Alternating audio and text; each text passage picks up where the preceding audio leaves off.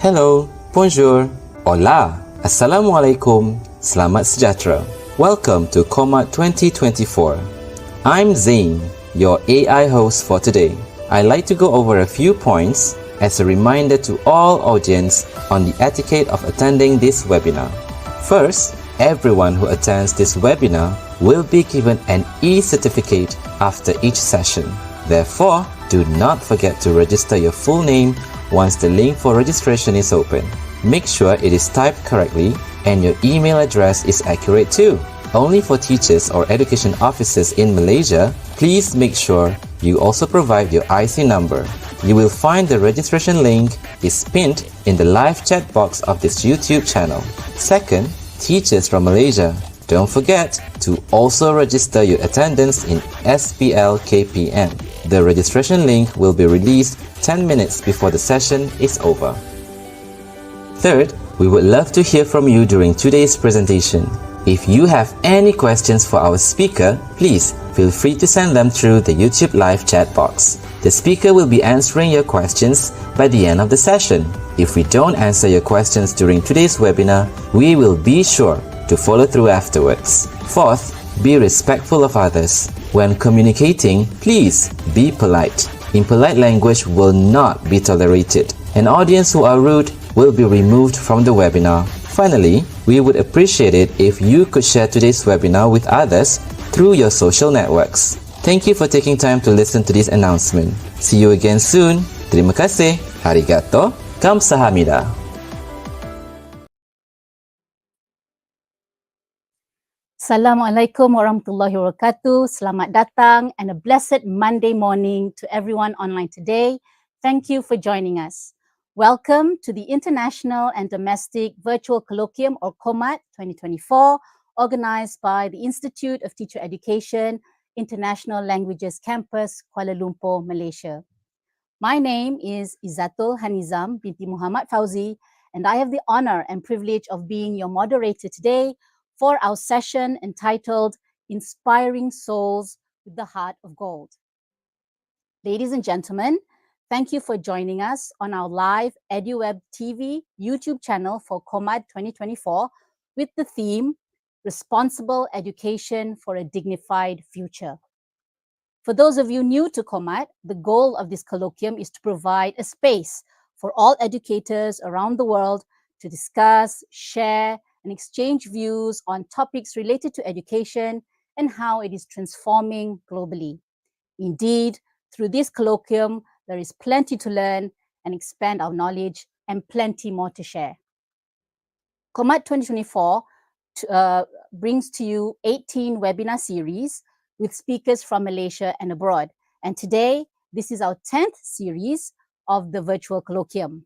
I hope you will all stay tuned till the end of the session because we have quite the panel with us here today.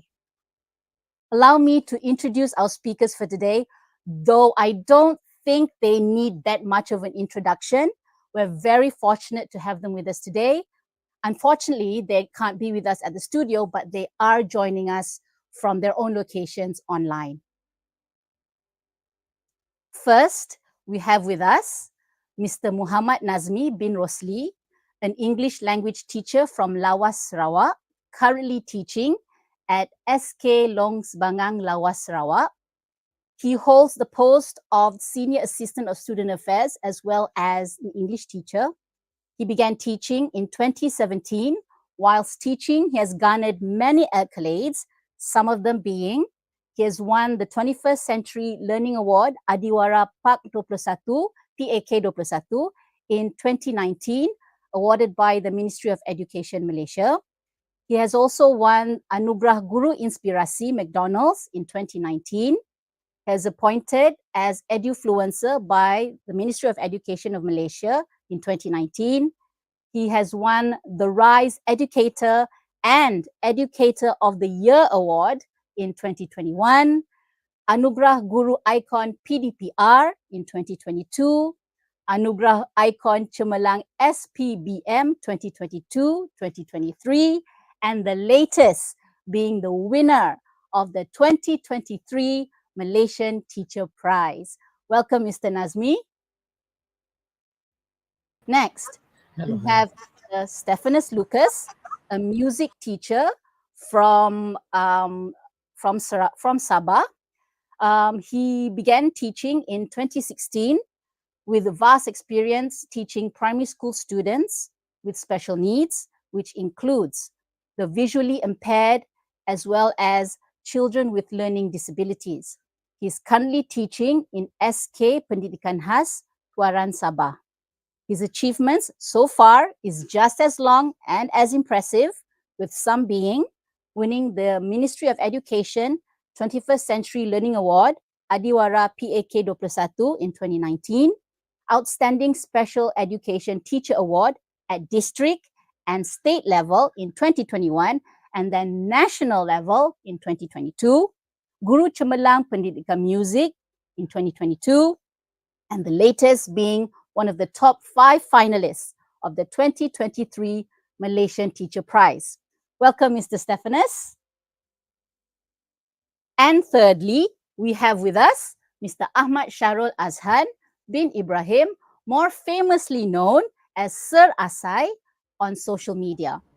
An English language teacher teaching at SMK Longgak Fa 2, Kota Baru, Kelantan. He began teaching in 2001, and SMK Longgak Fa 2 is his second school. Among his many achievements are being awarded Guru Cemerlang in 2009, winning the Anugerah Guru Creative PDPR National Level Teachers' Day celebration in 2021, winning the National Educational Influencer in 2021, appointed Edufluencer 3.0 in 2023. He also won Best Education TikTok Award in 2023, and the latest being a top 5 finalist of the 2023 Malaysian Teacher Prize. Welcome, Mr. Asai. Hi. A star-studded panel indeed we have today, ladies and gentlemen. Welcome, gentlemen, and thank you for spending your time out of your busy schedule to be with us here today. I hope everyone is doing well. Okay. So, gentlemen, I know absolutely no one is here online to hear me speak. No one is here for me. So we should just get to the session. So what we'll do, how we'll have the session is I'll lead in with a question, and then we'll have each of you take turns to respond. Is that okay? Right. Okay, so our topic is entitled Inspiring Souls with a Heart of Gold, and aptly so named and given to this panel, especially due to your many achievements, because it mirrors your own, heart of gold and how you approach teaching and your passion for teaching. Now, each of you have your own method or niche of teaching. Could you share with us what inspired you to find and develop that niche? And maybe we could start with you first, Mr. Nazmi. What kick-started it all for you? All right. Thank you, everyone. Thank you, Ms. Zatul. Thank you, Komat and IPGBA for this opportunity. So, hi, everyone. My name is Muhammad Nazmi. So, the heart of gold. So, basically, for me, everyone got that heart of gold. But it just up to us to know what we really have in our heart. Allow me to start my point with by quoting Neil deGrasse Tyson. Neil deGrasse Tyson said that choose one thing that you like to do for free and use that thing and make a living out of that thing. Use that thing as your daily job, as your daily life, and you won't live. You will be happy forever. So for me, what start for me is I understand what I capable on doing. I know what I can do. I know my strength and I know my weakness, and I only focus on my strength.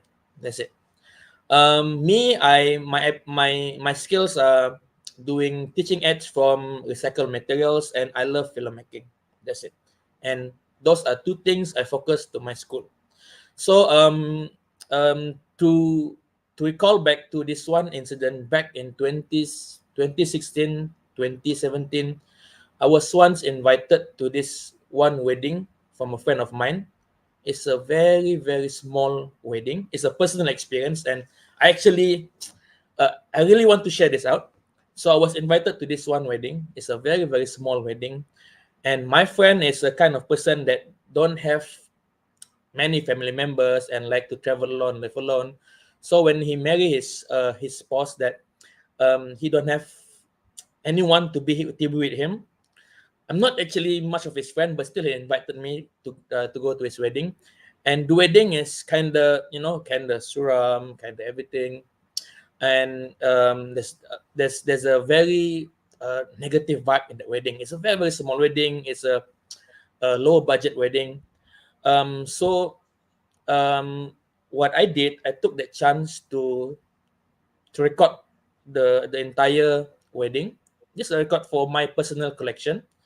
There's a few incident where one of the guests spilled drinks and people laugh and all. So back home, I edit the entire video to be a 2 minutes video that was so wonderful, so cheerful and so lively, and I give it to my friend, and it changed the whole mood of the wedding. It changed the entire mood of the wedding, and it touched my friend's heart when it get the video and showed to her family. Ma, yeah, see this video. This is my wedding and all.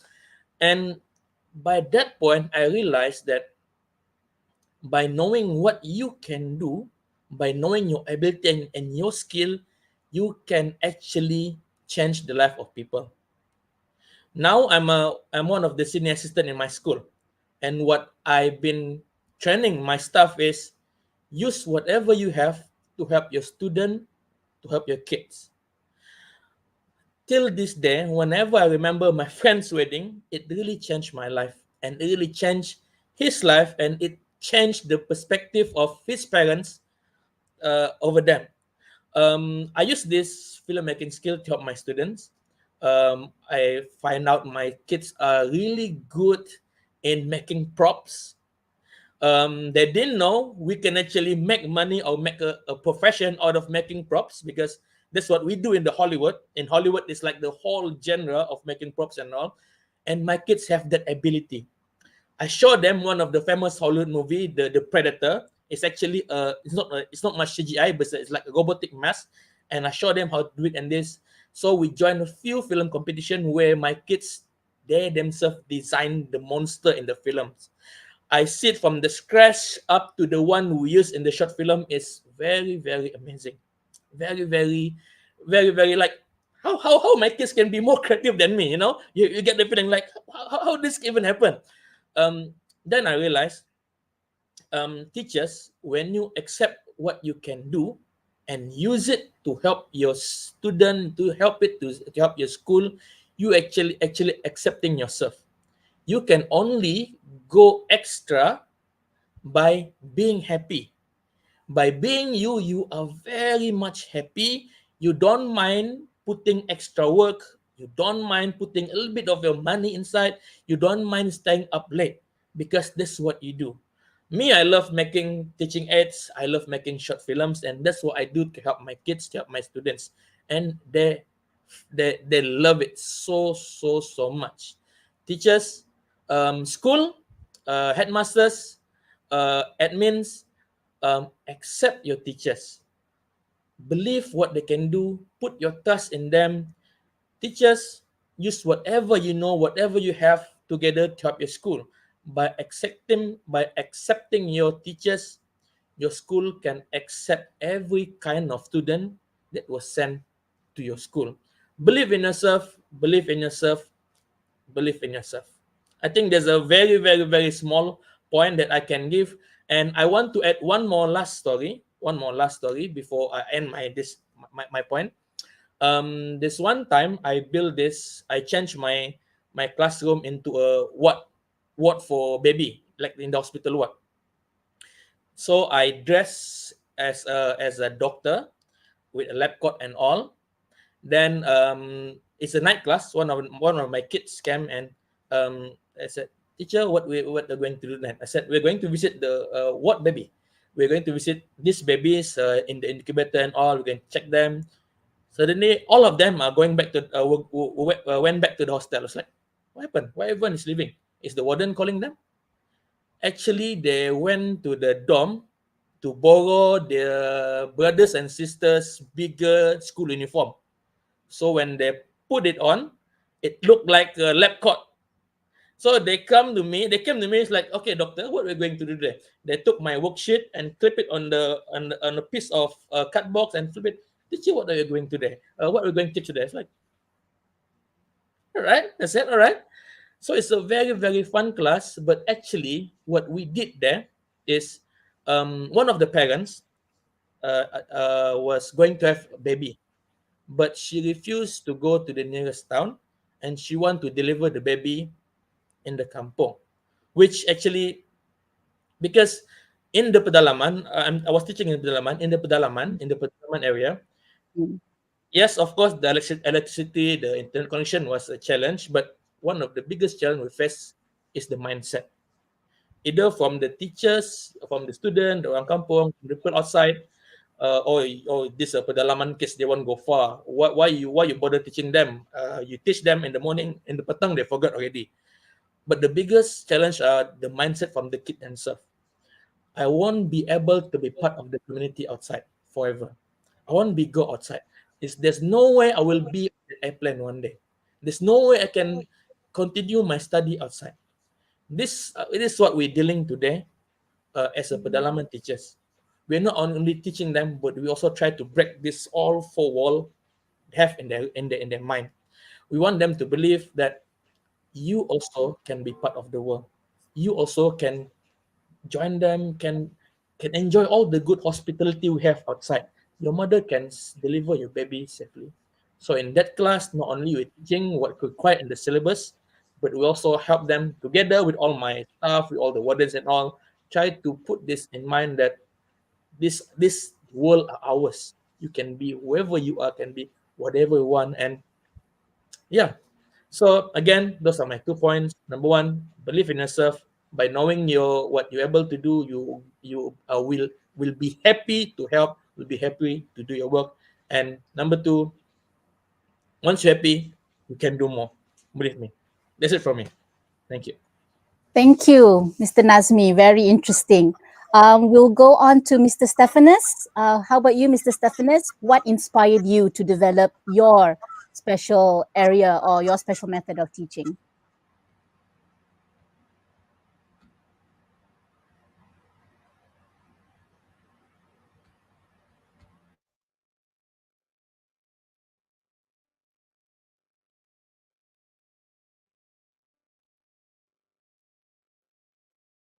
to express my deepest gratitude to Organizer of Command for giving this platform an opportunity to share some inspiration or ideas with all the audience we have today. And also, I'm feel so lucky to be with the wonderful panelists, Asai and Mr. Nazmi. And to start to your question, Ms. Izatul. Yeah, I think many of us might have experienced situation where everything that we plan or we dreaming to have when we are want to when we to be a teacher later on. But what we dreaming, what we try to plan did not happen. So, and sometimes things happen that are beyond in our expectation. For example, me, I've been dreaming. I've been before 2016. I've been planning when I've been posted in my school. I will do the choir because I'm a music teacher. I will do the ensemble, music ensemble, and a lot of things about performing arts. But what happened? I've been posted to the scholar or school of special education school. It's like entering a new planet Yeah. with zero knowledge, with no experience in special education. And the worst part, before 2016, I have a negative views or thought about people with disability. I always thought they had no future.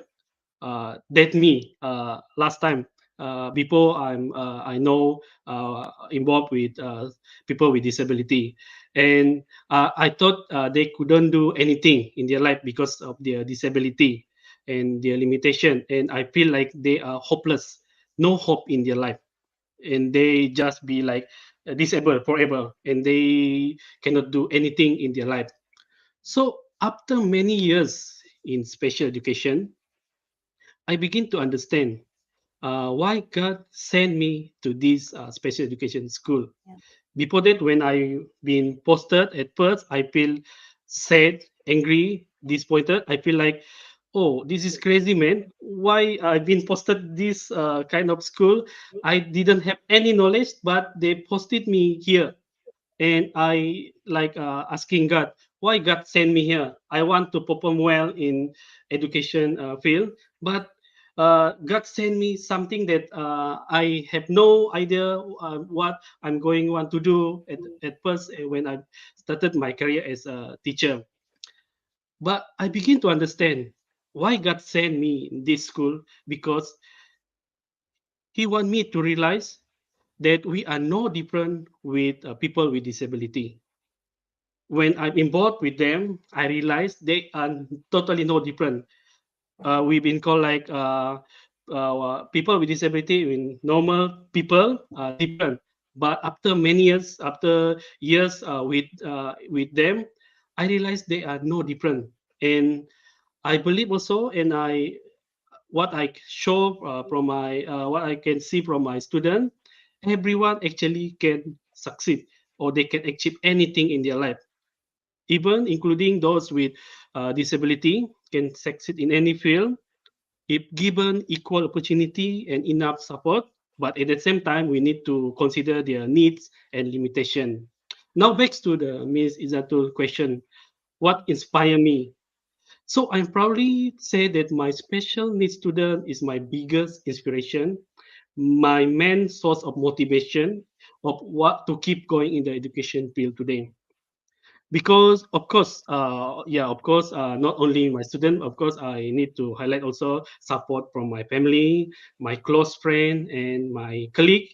Their support and what they do really help me in when I'm start career as a special education teacher. But my greatest inspirations come from my student themselves.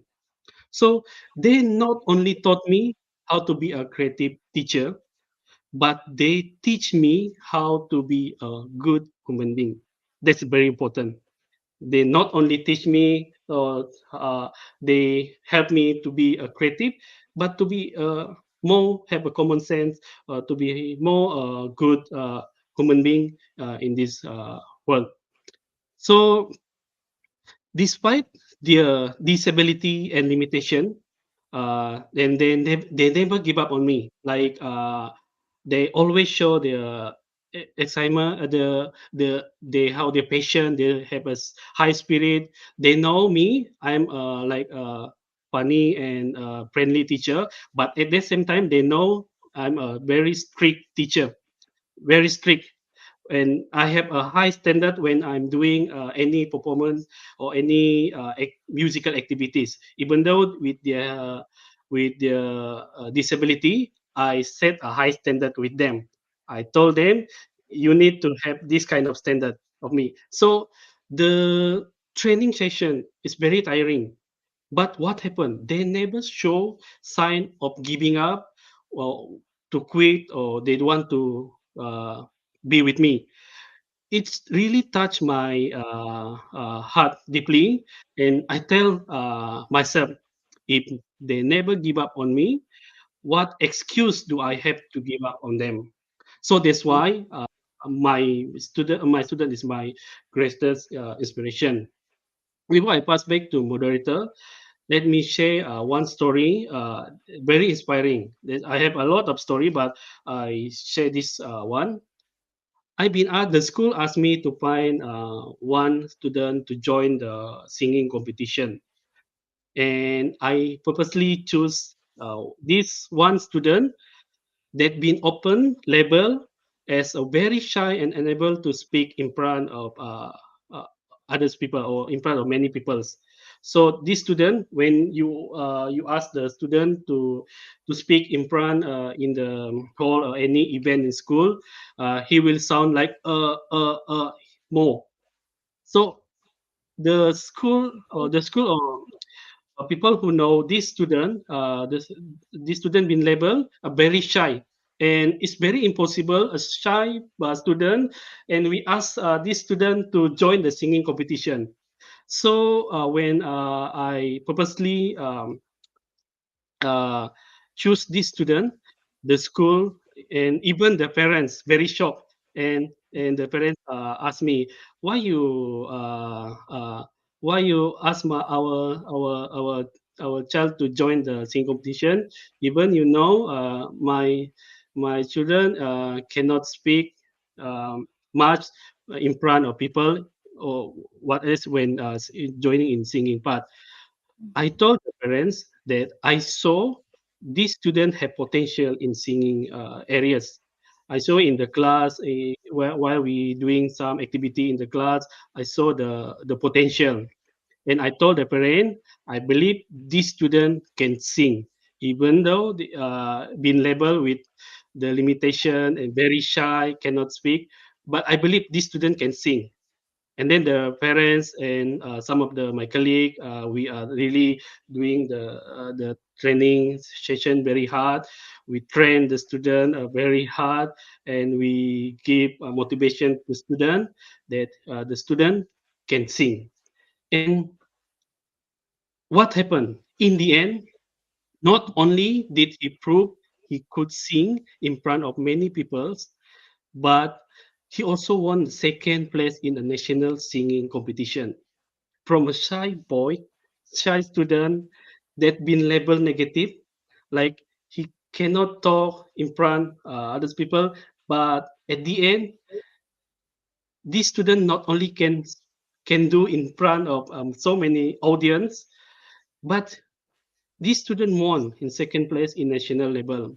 And the most important here, my point is, he showed that the negative label given to him was wrong, and he proved that anything is possible, even with the disability limitation or any labels being given to them. So this story inspires me to keep doing my best in my career as a teacher, especially in performing art for special education. So for me, my biggest inspiration is from my student. So I think that's enough for me for now. I pass back to the moderator. Thank you. Thank you, Mr. Stephanus. Oh, very heartwarming story. We move on to our third panel. Mr. Asai, would you like to share with us your inspirations and how you found and developed your very special niche that you have?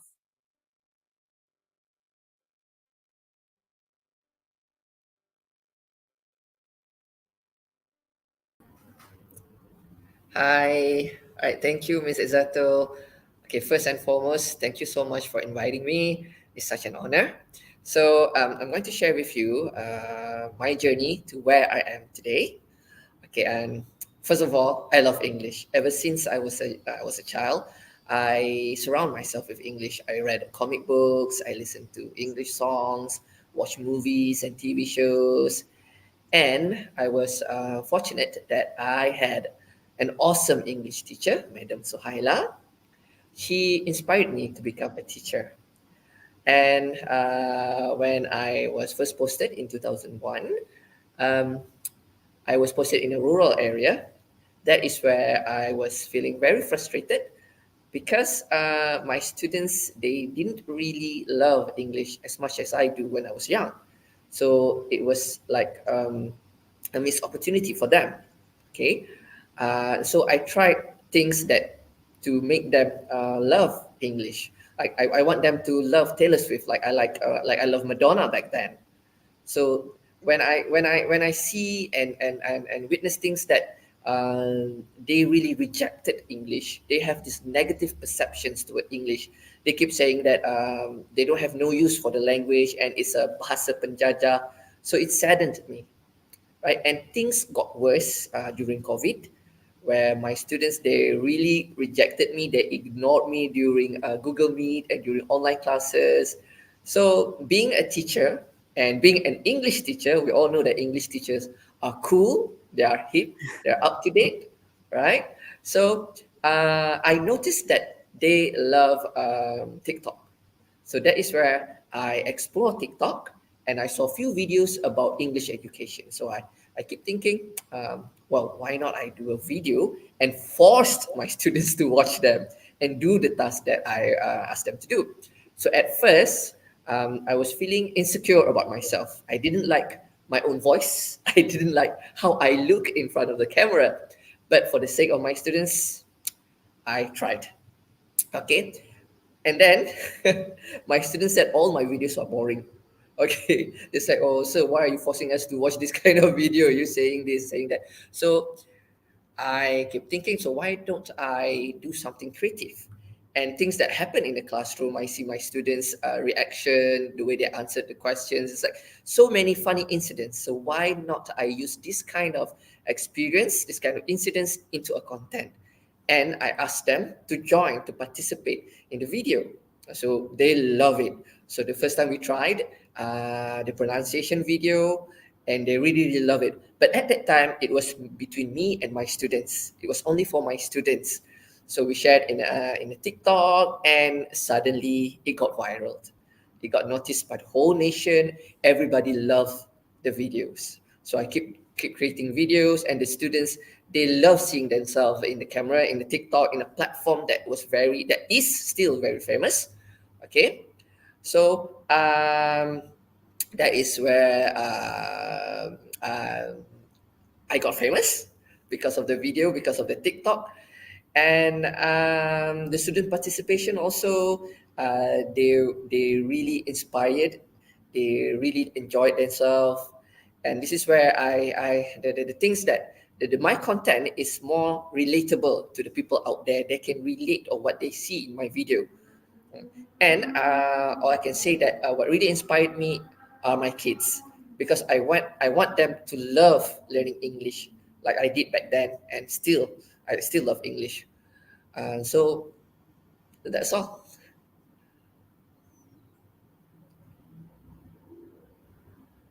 Stories. It's great to see, and it's very interesting to see how your approaches kind of maybe began in different circumstances, but it all derived from the situation you were put in your teaching career, and then how you adapted from it, and Yes. then how you suited your approaches and your passion for teaching to the teaching landscapes that were that were given to you. Thank you very much. Right, my next question, could you share with us how your methods have impacted your students? What changes have you seen in them? Mr. Stephanus, we begin with you, because your pupils are all a very special group of children. Maybe you would like to share with us, like, what changes have you seen? How has it impacted them? Sure, of course. Yeah, when I'm started teaching with special education school, I realized that whatever I'm doing in the traditional way, like I'm using in the normal school, cannot be is not practical in using in my with my student with special need. It's totally different, especially when we are involved in teaching with student with learning disability, like uh, like autism, dyslexia, and many more. Maybe the organizer can share my slide. So when you are involved in teaching with student with student with disability, the first thing you need to know is you need to know them personally. I think this slide, going back, not this slide. I think we come back. Can you move the slide? Uh, Not this one, another one. Let's start. Sorry for the technical. Not this one. Another slide before the slide, and again just click and I say stop. Just click just click the slide. So the first thing that when we involve in a student with special need, what we need to know is know them personally. That is very important. You need to know their background. You need to have know what their potential in what their learning style. You need to know their strength, their weaknesses, because when we know this kind of thing, then we can do some strategies. Yeah, this slide. Okay, thank you. When we know our student personally, then we can like plan our strategy to teach them. And then next slide. After you know your student personally, can I have next slide? Sorry.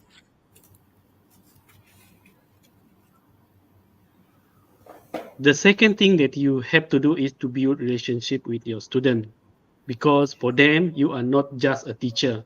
They maybe think you are be like a friend for them, a counselor, advisor, or families, or someone they really trust deeply. So remember, when we involve in in teaching with student with learning disability, with student with special need.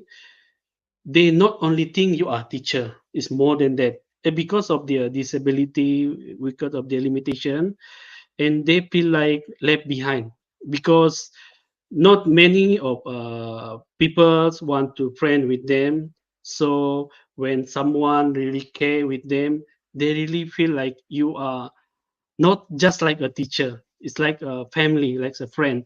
So this is kind of thing when I involved with student, and at first I need to know them personally, and then the second one to build relationship.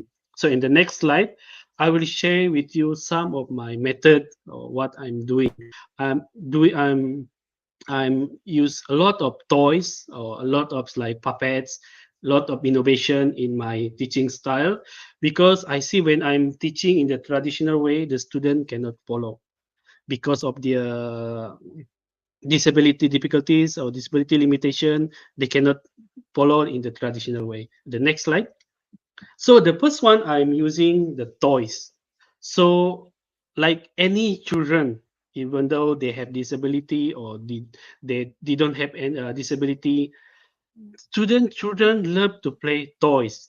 So my student also love playing toys. So I'm using this kind of method by using toy to teach the music elements. So like the Lego, I'm using the Lego to teach the notes value or to do some simple rhythm. If you join my workshop last year in Malaysia Teacher Prize convention, I'm sure I'm show some of my practice with the audience last year. So if you are one of the my audience last year, you have experience how I'm doing like Lego, and later on I will show you my another innovation in my to teach the music element. So the first thing, I'm using toys. I have a lot of kind of toys. I have the set of cooking toys set, and then I have the animals toys, and then the car, and all kinds of toys.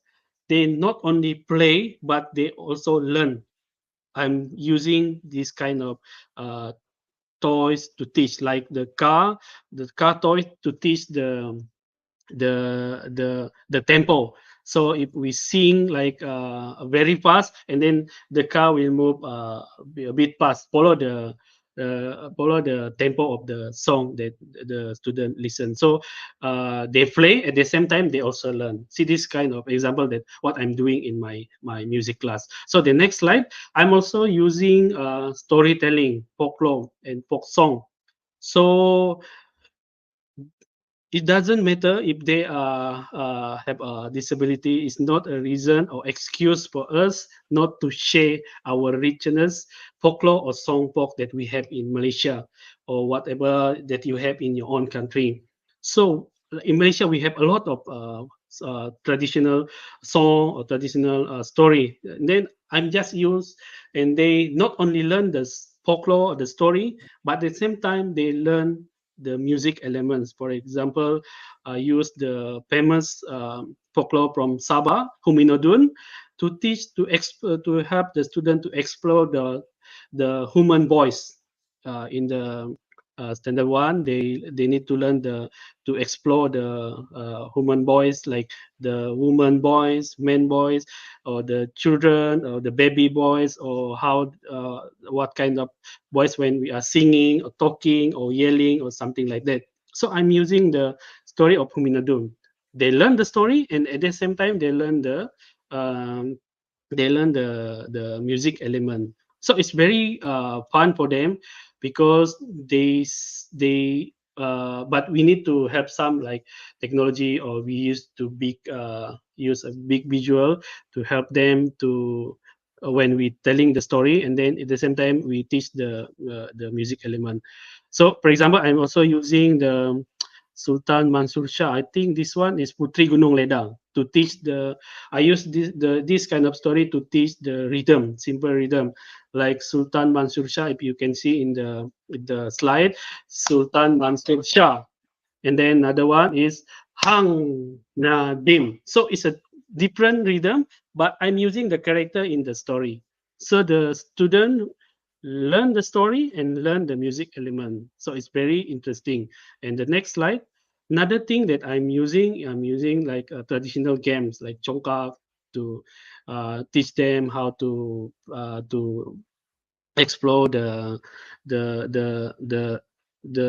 recorder fingering. I'm using the Chongkak, and then I also use the Ketinting. If you're familiar with Ketinting, to play to learn the rhythm, simple rhythm, or the notes value. So next slide. I also use Puppet.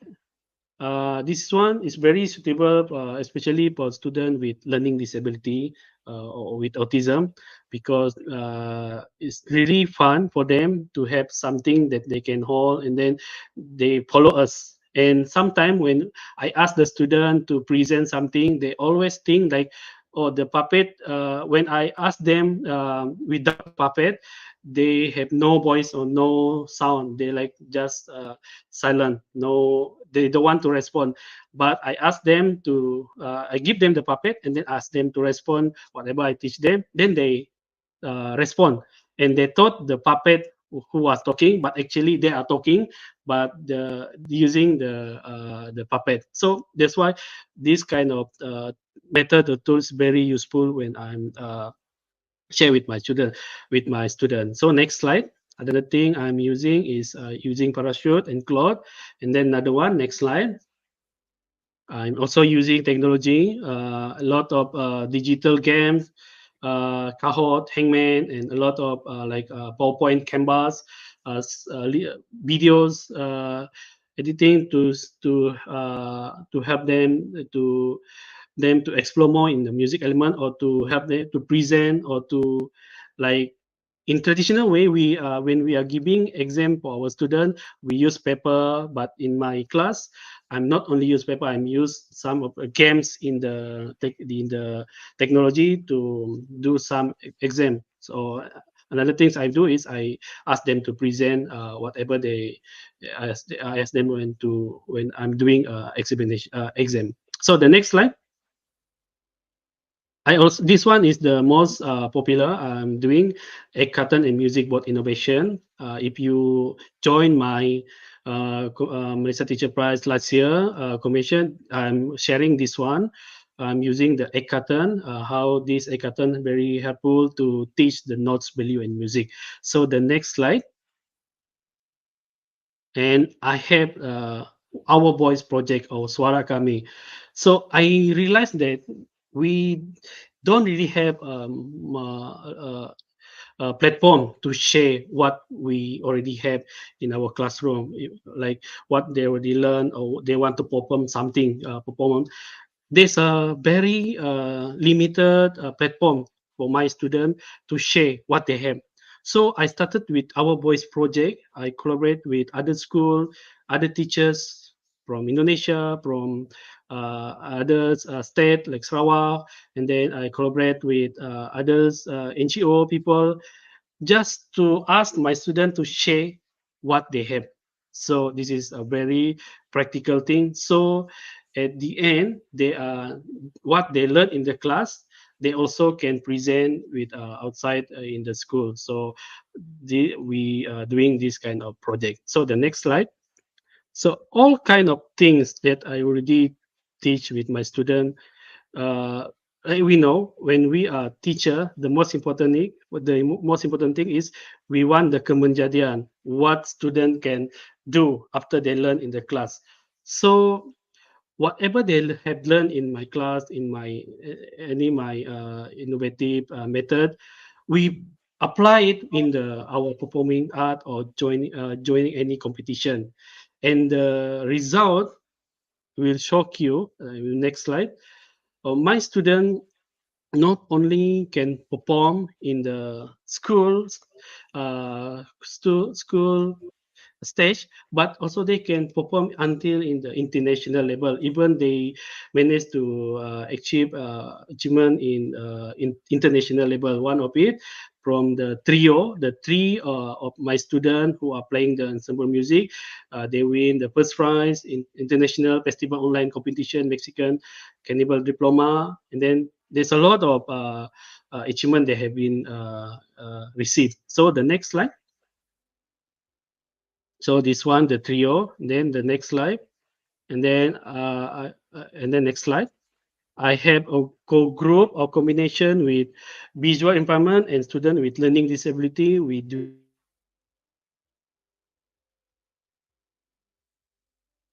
to combine with visual impairment and then student.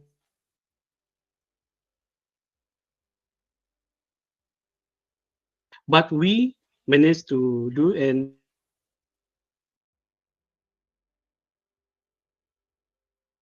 our big band or big instrument.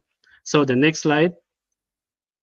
So yeah, this is another achievement that my student be already achieved. So my point here, I already show you how my method been doing a lot of innovative and different kind of teaching style, and at the end you can see the result. They not only learn the music, but they can apply it by joining any competition or perform any level of uh, event. So you can see how what you did in in your class can transform your student into the kemenjadian, or they can achieve something that beyond your expectation. So the first thing you need to know before you want to do everything, you need to know your student personally, and then the second one, you need to have uh, when you know to build a relationship with your student. I think that's point for me for now, and I give back to the moderator. Thank you. Thank you, Mr. Stephanus. We move on to Mr. Asai. How about you? If you could share with us, what changes have you seen? How have you impacted the young minds of our Kelantan students? Yeah, right. Let me tell you something about my school, my current school. 6 years ago, it was one of the in terms of SPM performance, in terms of the discipline, the students' attitude. So, so when I came in, the GPMP of my subject, the English, was grade purata mata pelajaran was 7 point something. So it's quite bad, right, for a sekolah harian. So, and Alhamdulillah, every year it keep on increasing. So last year's exam result, we got 5.37, which quite okay, quite good lah for sekolah harian, right? So this shows that what I did with my how I attracted my students with my videos, and it shows that they are interested in learning English. They're starting to love English. And one of the best things that the students, they improve in their attendance. They always come to school, even though some of them, the only reason that they want to come to school is they want to be in my video, to participate, to be part of the my crony. But it's good as long as they come to school and they learn something. Okay, and I didn't realize this, but my school, from one of the worst school in Kelantan, has becoming a magnetic school, which means that parents are starting to believe in the teachers when they see the students in the video. They are fun at school, right? So they started to send their children to my school. So I rebranded my school into something positive. And I want to share with you one story about this one boy, one particular actor, or I say, okay, one student in my school. His name is Ashraf. He's quite famous. Okay, before this, when he was in Form 4, he was heavily bullied. And he rarely comes to school because of this, because people keep taunting him, calling him names. So he doesn't he didn't come to school, right? So I approached him, I saw him, and I saw something unique about him. So I asked him to join, to be part of my video, and when he did, we showed sort of like his characteristic, and the whole Malaysia fall in love with him. So he became a star, and right after that, all right, the school, okay, the bullying didn't happen anymore. The school, the students, all the students loved him. So I started from that. He always comes to school. So this is the impact that I changed his life from being bullied, from being down to becoming a star, full of confidence, and he always comes to school. All right. Another thing is that most of my students who participated in the video, they have their own platform. They have their own platform. They, like kids today, they want to be famous. They want to see their face in TikTok. It's like the phone right now is the television, and TikTok is sort of like the TV show. Yeah. So whenever they are in the TikTok, the social media, it's something like when we see ourselves in television, right? They feel proud, they feel happy. So some of them became an influencer right after that, and got jobs. So I mean, like not all of them who want to be an engineer or doctor, right? So they have their own platform and they have their own way of earn a living. And talk about earn a living. Okay, most of my kids, when they leave school, they can easily get job because they have this soft skill of editing video, being confident in front of camera. And nowadays that is what big companies want for an employee, the IT skill. Okay, so I'm proud that most of my kids, they are well known, they are recognizable, and it's easy for them to get jobs. They already know, oh, you are in size video, so you can be our promoter, our influencer for our product. So it's quite good. I mean, I'm really satisfied of what I've done to my kids. So if I retire next year, or if something happened to me, I'm satisfied enough. Okay.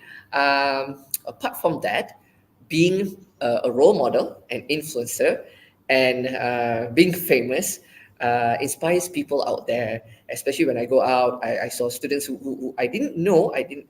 They come approach me and then they say that, sir, I got this because of your video. I got B plus, I got C, or even I got A, and thanks to you. So I reaches out.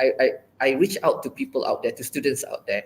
And what I like most is most of people out there, they shared my video as part of the education.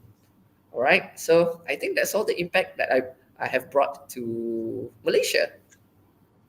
Good. I mean, it's not all, that's not all the impact. It's a very big impact. Well done.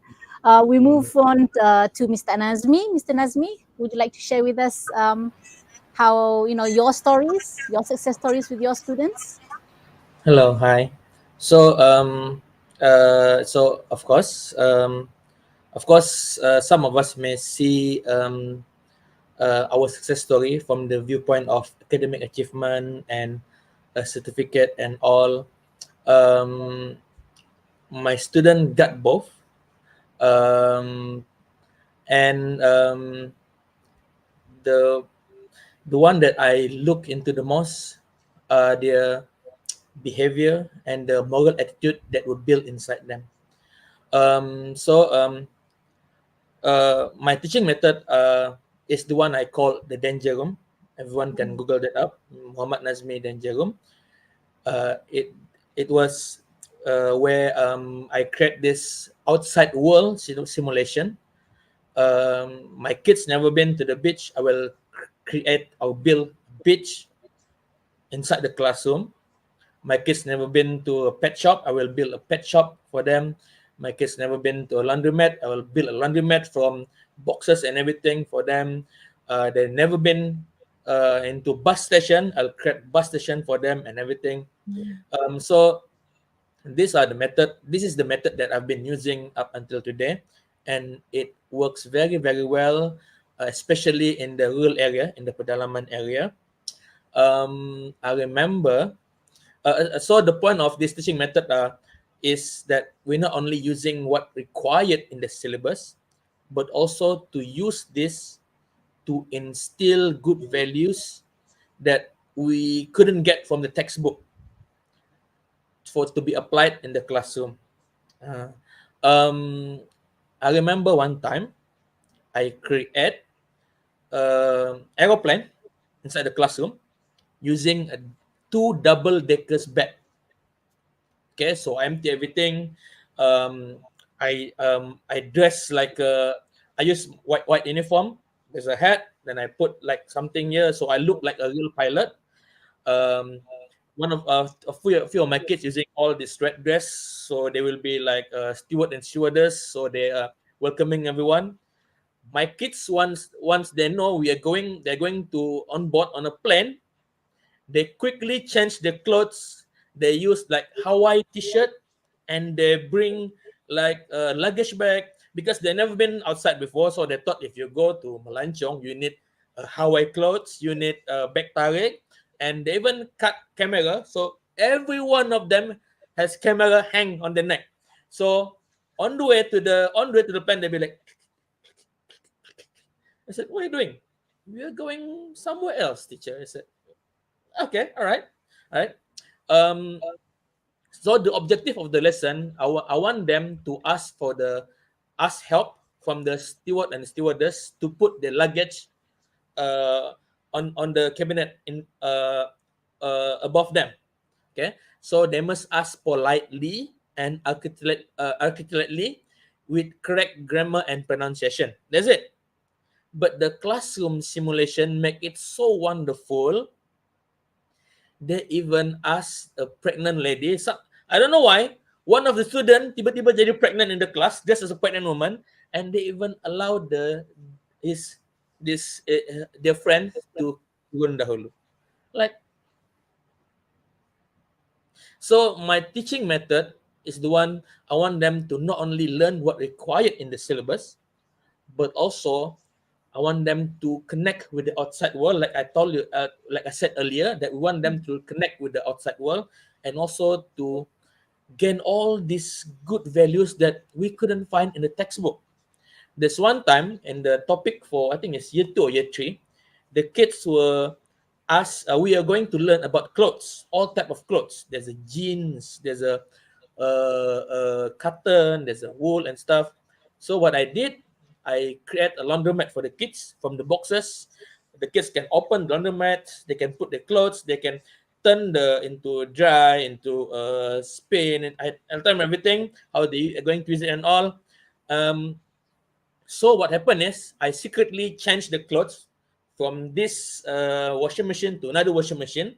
So their job is they must they must tell anyone what they're going to say if they mistakenly took someone else's clothes. Those are something that we never learn in the textbook. So the kids, oh, this is not my underwear. Whose underwear is this? Then I said, oh, that's kind of rude after you taking someone else's clothes, and that's how you said out loud in the laundromat. So we tell them to say politely, tell them ask all the ethics to close back all the washing machine. There's a table at the laundromat at the laundry shop. Can we eat on the table? No, it's table where we used to fold our clothes and all. It's supposed to be like tumpah minyak and everything. So all this kind of thing we didn't learn in the uh, in the in the textbook and all.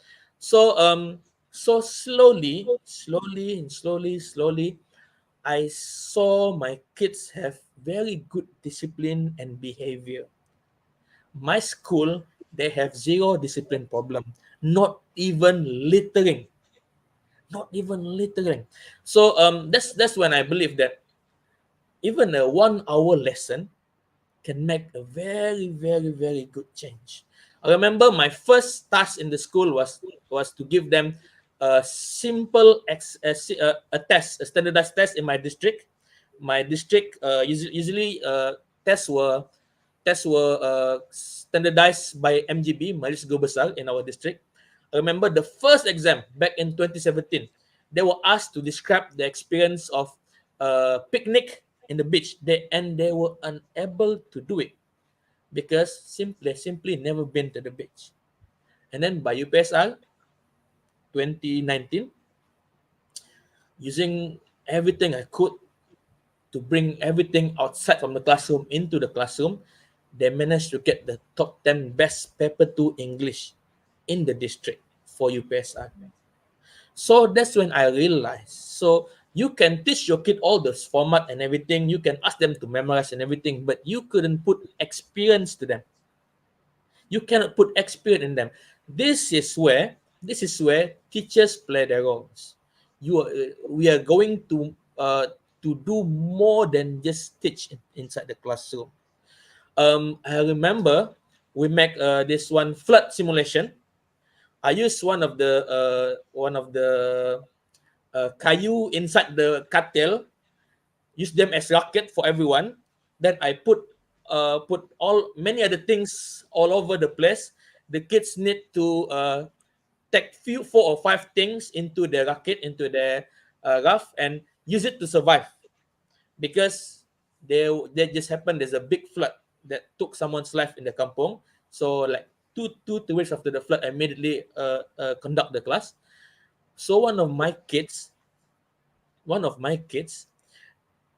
this team can just pick anything. They can just pick food that floats inside the class. They can just take everything. This one kid, he took empty can. I said, "Why you need can for?" He said, "Teacher, I watched Titanic. I watched Titanic.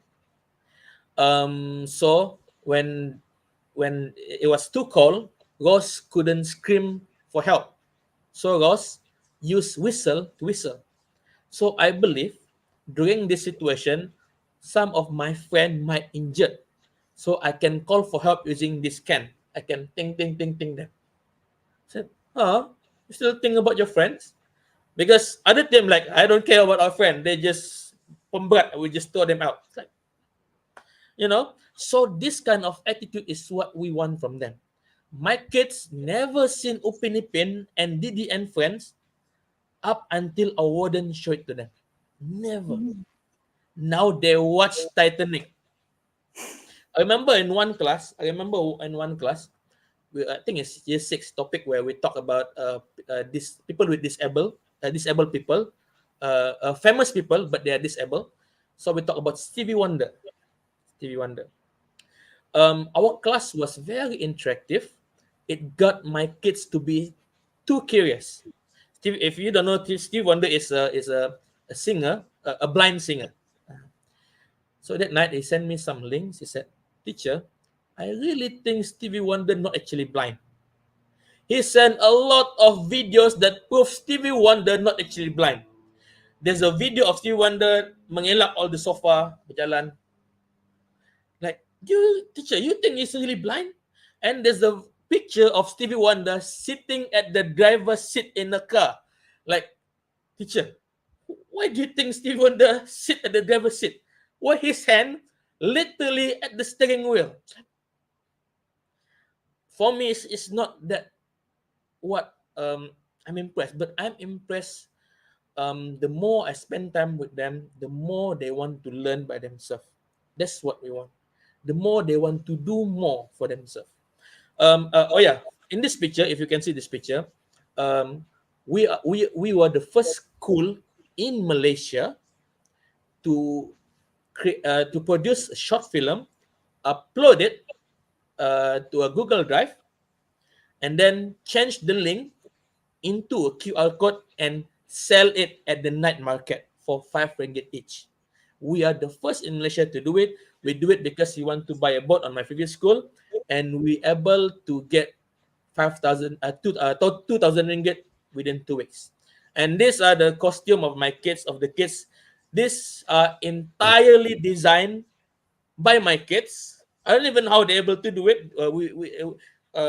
They do it with the bakul baju, and then tampal this, and then this is our first short film that managed to go to the film festival, horror fest at New Orleans. Yeah, and then we're doing it with the orang kampung. There's a orang kampung in the film. There's a police in the film, and in the video you see we do it the movie premiere night with the orang kampung, and it's so wonderful.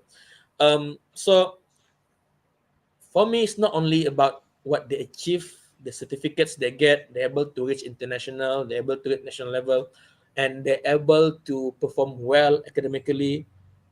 But I want them to learn about being a human. In our short film project, the kids themselves go to the police station, ask the police station. I remember he said, "Uncle, boleh berlakon ke?" What to one of the biggest officer in the police station. And then I do the talking. Then we send the official letter and all, and then the PPS, the pegawai perhubungan sekolah, the police, was so helpful. They're willing to act with the kids, and it's very good to see them willing to do, because we're doing this to help the school. The money we're going to help the school, and they're willing to go that far to help the school. They're going to sit down together, brainstorm. We need ambulance in our film, but we don't have one. The dental team, the dentists have ambulance. They look like hospital punya ambulance. We can use it. There you go. There you go. So like I said earlier, it's all, number one is the teachers. You can actually leave a huge impact on your school, on the kids in the community. You just use your strength and your passion to do it. That's it. Know yourself first, and then by then you will able to know the strength of and the power of your kids. I think that's from me. Thank you. All right, thank you very much, Mr. Nazmi. Okay, we have just enough time for our Q&A session, so we're going to move straight to that. All right, so I already have one question here. So it's for the three of you. Maybe we can begin with Mr. Asai, and then we move on to Mr. Stephanus, and then Mr. Nazmi. All right. Okay, so the question is, people change and students grow up. Technology also changes very rapidly. So how do you maintain the students' interest in learning English, especially in, for example, Kelantan or remote areas in East Malaysia, to ensure that your students see the need, to ensure that your students see the need and the importance of English. Mr. Asai, maybe you could All right. give us a few Okay. words. Yep. All right. Win their heart. In Malaysia, in BM we call it beli jiwa, right? We need to be attentive to them. We need to be cool. Being cool doesn't mean that you're young and beautiful or handsome. Being cool means that you know what they like, you're up to date and in with the current trend, and you're up to date, right? And sometimes students, they need attention in a classroom. So a simple question of like, do you understand? How are you today? It's enough to touch their heart. So when we have won their heart, that is where they will listen to us, in my opinion. This is how I handle my kids. Like we have this a great bond between with each other. That's how during COVID, none of us were really expert in IT, in Google Meet, right? So I myself included. So that is where sometimes we need to upskill ourselves, and we need the students. We need the students too. They will teach us some of the things that they know and that we didn't know. What are the current things? What are the current trends? So that is where we becoming cool in their eyes. So that is where when we win their heart, we can also be part of their life, and they will also listen to us as teachers. Okay. Right. Yeah. Winning the students' heart. I think that's number one. Once you have them here, and then Yeah. everything else will follow suit. Thank you, Mr. Asai. Mr. Stephanus, how about you? Yeah, I'm going same point actually with Asai. Don't teach, don't only teach, but the most important thing, touch the student's life. That's very important because nowadays the student can learn by themselves. We have the AI, the ChatGPT, or anything about the technology. Even they can learn through YouTube, Google, and all in the fingertip. But what other things cannot do, but we can do is touch their heart. That's very important because the student, after many years, they leave you or they go in the secondary or in university one day. They most of them they remember what you did with them. what you already did with them. It's not about what you taught with them. My student right now, when I ask them apa kabar, then they don't remember what I'm teaching in music class, like the all the tauge one, the notes value. They don't remember already, but they remember the way I treat them in the classroom. That's very important. That's from me. Thank you, Mr. Stephanus. Last but not least, Mr. Nazmi, we could have a few Um, words from you. all right. I couldn't agree more with Sir Asai and Mr. Stephanus. Touch their heart. You must know that your student actually accept you whoever you are. I don't want you. I think I'm talking to a lot of teachers trainees, new teachers here. You don't have to create another persona as a teacher. You can look here, Asai, he just being himself. You can look Sir Stephanus, he just simply being himself. They just keep updating themselves with the current trend, with the new knowledge and all this to help you. But you don't have to be someone else. You are beautiful and you are very, very original. To quote someone, he said, once you be you, you can give something that no one else can give. Who said that? 50 Cent. And then to support what Snoop Dogg said, once you be you, no one can be you but you, in his song. And then I couldn't tell the rest of the song, I guess, because it's a bit regular. But my point is, just be you. Teachers, go find yourself. There's a hidden strength inside you. By being you, then you are happy at work. Then only you can go extra mile to find what your kids' strength, to find the gift inside your students. That's the only way. That's the only way.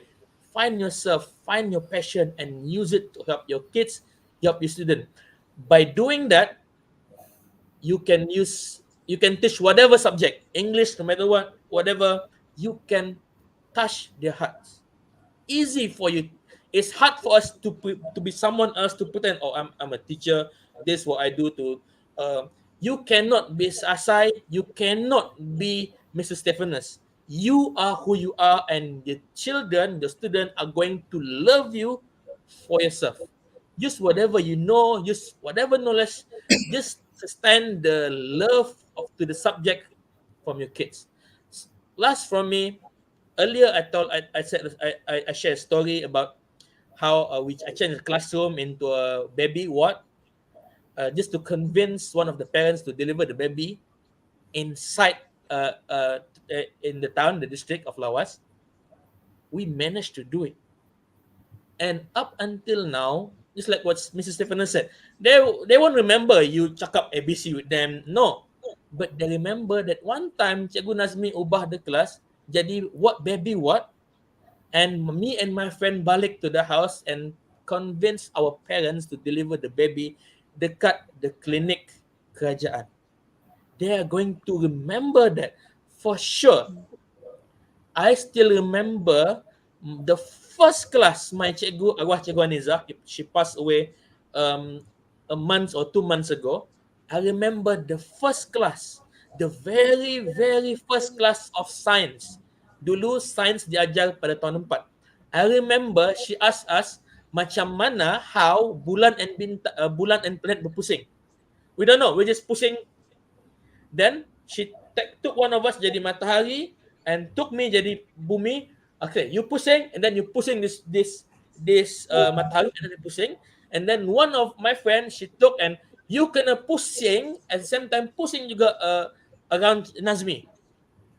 That's the very, very, very first class, and I remember till this day.